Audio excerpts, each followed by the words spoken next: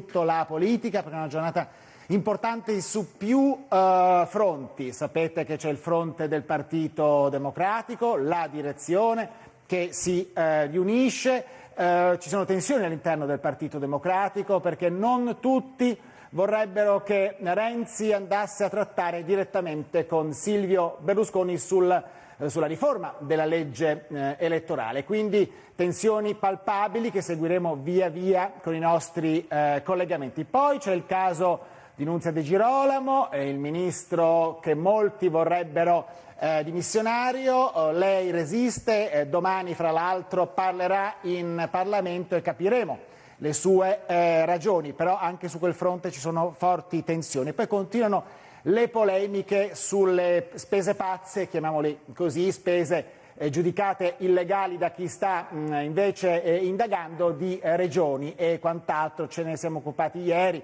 la Sicilia, il Piemonte, Cota appunto è stata richiesto un rinvio a giudizio per il governatore appunto del Piemonte. Insomma, tanti fronti aperti, cominciamo a discuterne con i primi due ospiti del pomeriggio, li saluto, sono nello studio di Roma, ora li vedete, Lucio Romano che è il capogruppo di Per l'Italia e Ignazio Messina che è il segretario nazionale dell'Italia dei Valori, insomma il successore di Antonio Di Pietro, benvenuti.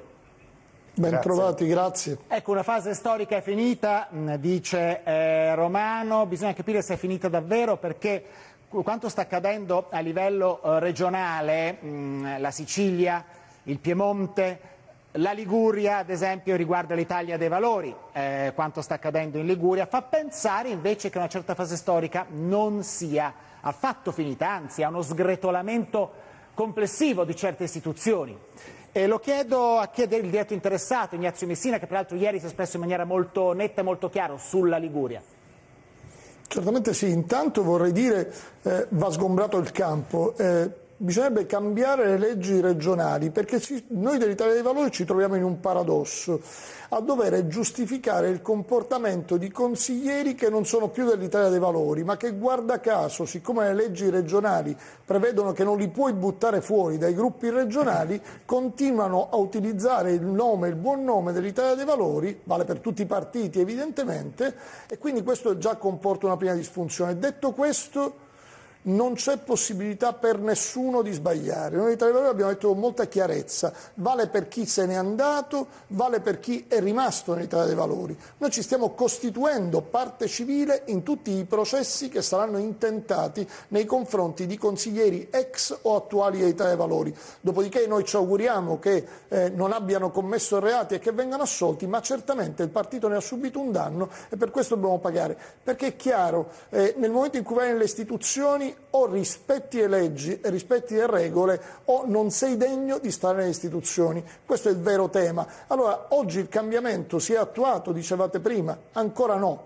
Noi siamo in una fase ancora intermedia, bisogna fare ancora tanto, basta dire la legge elettorale nazionale che abbiamo. Evidentemente se c'è ancora un Parlamento di nominati dove, sentivo poco fa chi mi ha preceduto, che si pensa ad aggiustare, a rimpastare, ma si pensa sostanzialmente a sopravvivere, a galleggiare quando la popolazione italiana non ce la fa più, altro che rimpasti. Lo stesso discorso che lei faceva prima, il ministro De Girolamo, io dico viva il ministro idem, ma che discorso è? Io non mi interessa se il ministro De Girolamo ha commesso reati, a me interessa che l'immagine del governo italiano in Italia e all'estero è totalmente delegittimata e allora coerenza vuole che uno rassegna le dimissioni, non te l'ha lasciato tuo padre in eredità il posto di ministro, rassegna le dimissioni e fai andare avanti se veramente tieni al paese e all'interesse di Cota. È stata dichiarata illegittima, annullata l'elezione in Piemonte, la dichiarazione di Cota non è prendo atto di una sentenza e porto nuovamente i cittadini a votare, ma al contrario mi schioderanno qua soltanto coi cannoni perché rimanga abbarbicato alla mia poltrona. Quello che non si capisce è che i cittadini italiani oggi sono su una dimensione diversa, e la dimensione di chi non riesce più ad arrivare a fine mese. Nessun provvedimento del governo, il problema non è cambiamo una poltrona, facciamo un rimpastino. Ancora oggi di questo governo Letta nessuno conosce i programmi, si sa solo che c'è un obiettivo: arrivare a giugno per prendere il semestre di presidenza europea e quindi rinviare eventuali competizioni elettorali al marzo-aprile del 2015. Ma non ci arrivano i cittadini, questo è quello che i politici oggi italiani non capiscono, non arrivano i cittadini al 2015. Messina, Allora, ma è quindi o c'è per un il voto programma subito, mi serio. scusi.